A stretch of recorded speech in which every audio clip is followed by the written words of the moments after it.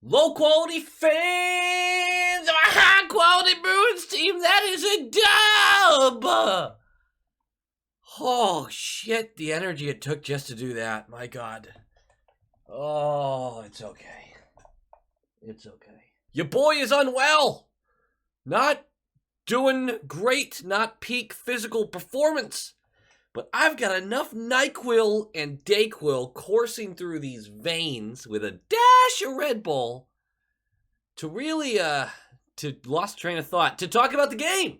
Let's talk about the game. This game might not have actually happened. It very well may have been a fever dream of mine that I am now going to release out into the world.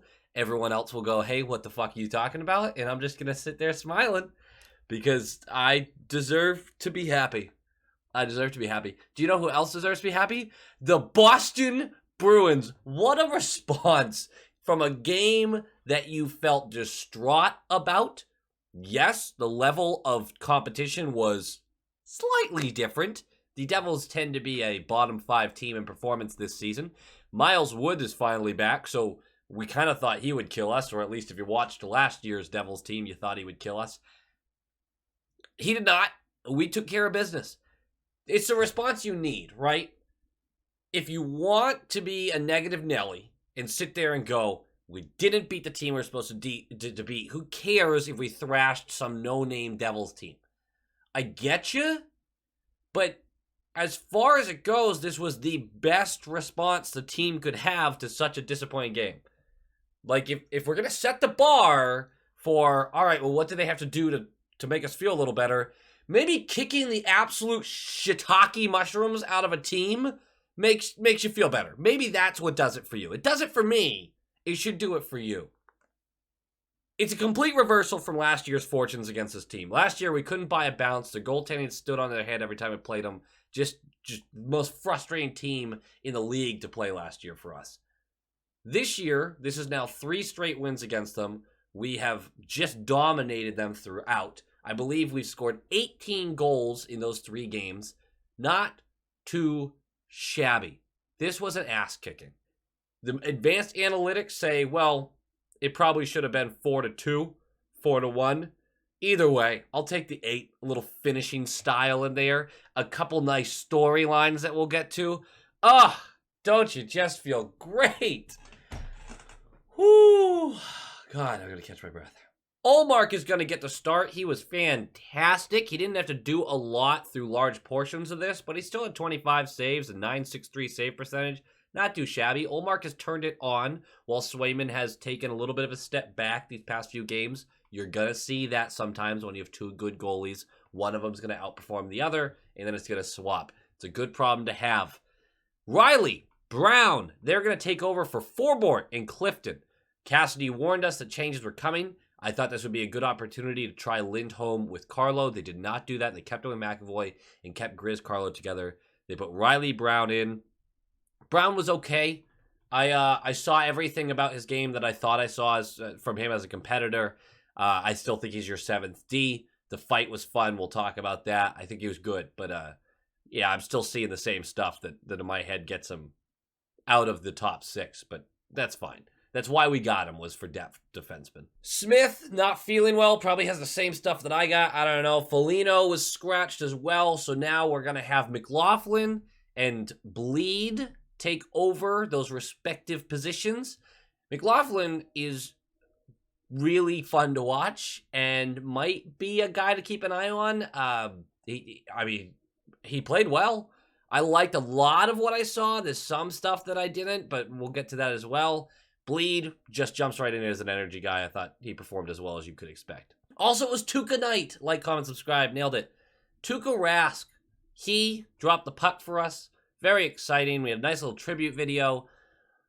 I know that he's still controversial to a lot of people. I'm still hesitant for the name in the rafters. I've been over that before. I'm just so on the fence with that. I love Rask, and the tribute was great. And it's just, there's so many moments with this guy as a goalie that blew you away, the saves he would make and the performances he would have. And I know not everyone likes him, but I had a thought that occurred to me.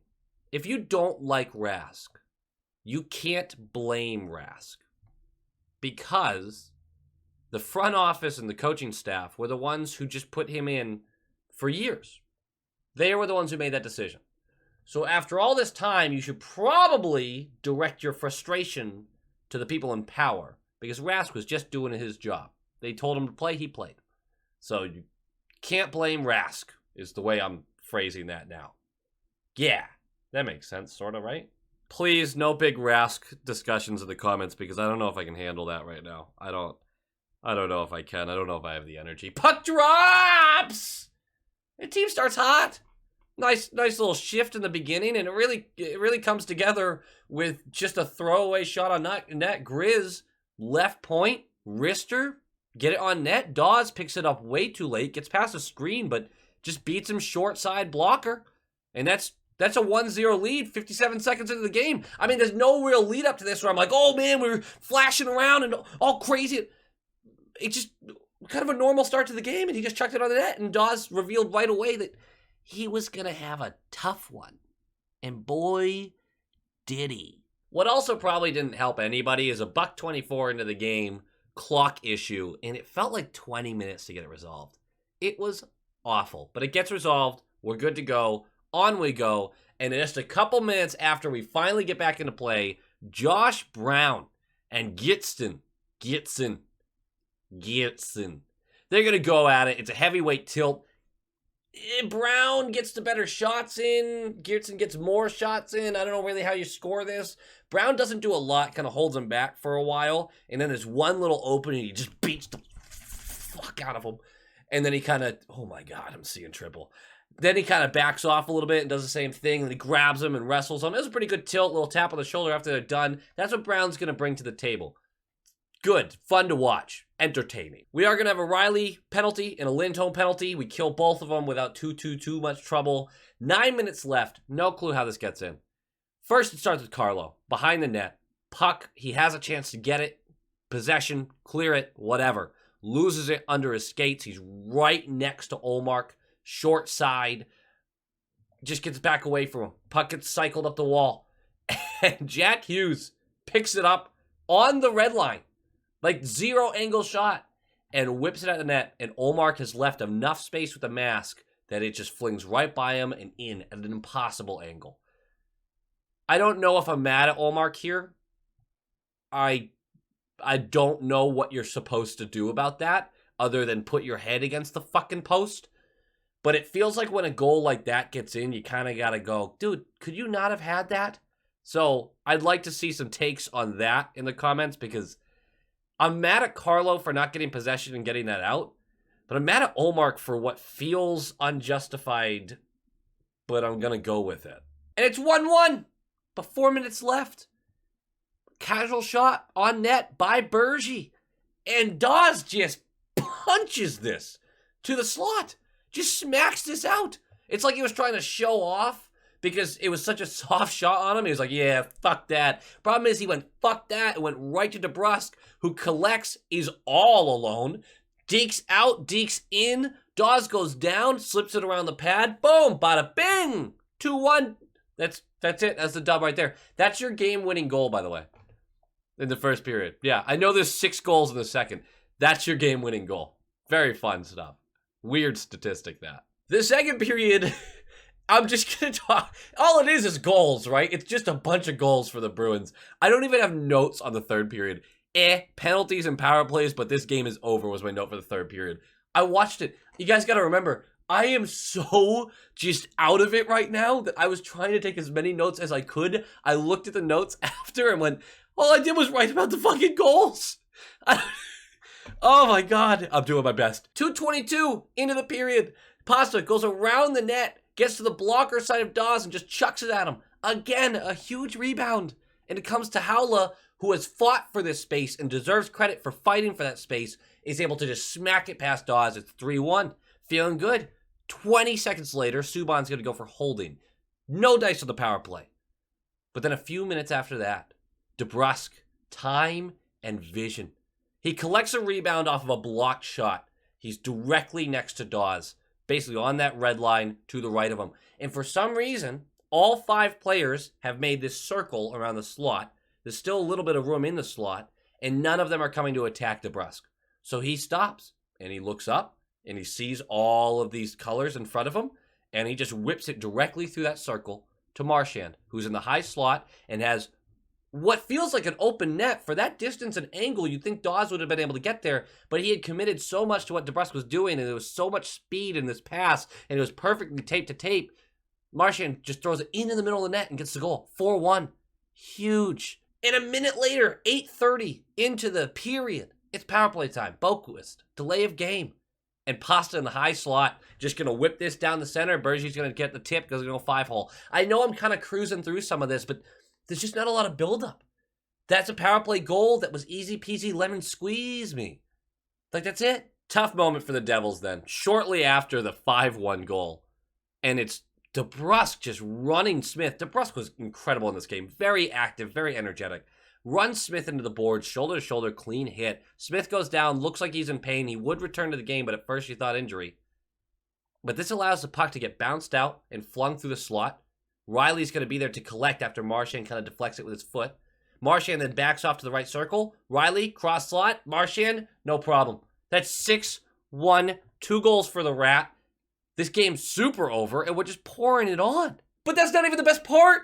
8 minutes left. Freddie blocks a shot. It leads to a 2-on-1 with him and McLaughlin. The Bill Ricca kid. First NHL game. Undrafted. He's going to receive a great pass by Freddie. And he's going to go knee down, fat, clappa, top, cheddar, sniperoni, and please give me some more of this guy. It was a beaut as you can get. And the crowd went wild. Oh, the noise from that building. There are plenty of cool moments that have happened over the past couple of years. But when you feel the crowd screaming after a moment like that, there was something like 50 people in there that were in some way related to McLaughlin or were supposedly invited by him, friends, family, whatever. What a moment. First NHL game in front of your family for your hometown team, undrafted. That's what dreams are made of. Good for the kid. 7-1. 7-1. 4 minutes left. Pasta's going to steal it on the blue line. He's going to chip it to Hall in the slot. Hall's going to bury it. It's a tap-in, 8-1. And that's your game. 1 minute left of the period. Nosek has a nice strip. He sends it to Marchand. They're onside. But the play is blown dead. Marchand doesn't hear the whistle. Goes in. Just dekes Gillis out and flicks it past him. That's 9-1, but it gets blown down because Lazar is getting on the bench from inside the offensive zone. He's off the ice when they cross. That's what's so frustrating. He's off the ice. But they decided to call it. The worst part about this, hats were flying for Marchand. Bummer. There's a nice one too, the golden top hat. Just a bummer. As I mentioned, third period was a couple of penalties and a couple of power plays. Nothing really happened other than that. It was some chippiness. There was some nice play, but the game was over. Everyone knew it. 8-1 final. Game notes. DeBrusk with a monster night. The effort, the energy, it was there. And it was a huge response to a game where a lot of guys didn't feel good about the Toronto game. They shouldn't have felt good about the Toronto game. Kick the crap out of a team. That's a good response, regardless of what the team is. That could have been the freaking Coyotes. That's a good response. Ullmark was solid. Had to like the game he had. Only allowed one. We like to see that. McLaughlin, let's talk a little bit about him. Played a solid game. Had the energy, was fighting for the puck and everything. But there was one thing I kept seeing. As soon as he felt like the battle for the puck was lost, he didn't really pursue the way I thought, a young undrafted guy would. Not to say he was lazy, but there were a few moments where the puck just got away a little bit and you could see him just kind of back off. It was interesting to me, and I wonder if it's because he was so worried defensively about it, where he was a very defensive-minded center in college, and it actually was what probably prevented him from going high in the draft initially, and then he turned into kind of a point-per-game guy, so I'm not really sure where he's going to end up. I obviously don't think this is like a top 6 signing, undrafted, out of nowhere, but I mean, he looks pretty good in the NHL right now, I'll tell you that much. All right, guys, that does it for me. I apologize for the quickness and flying through the video and everything like that. I'm doing my best on this one. I am dog sick right now. But Saturday, huge tilt against the Columbus Blue Jackets. They're a feisty team. I think it's going to be a really good game. I'm pumped for it. I'm going to get some rest before then. It's going to be some good stuff. Go Bees!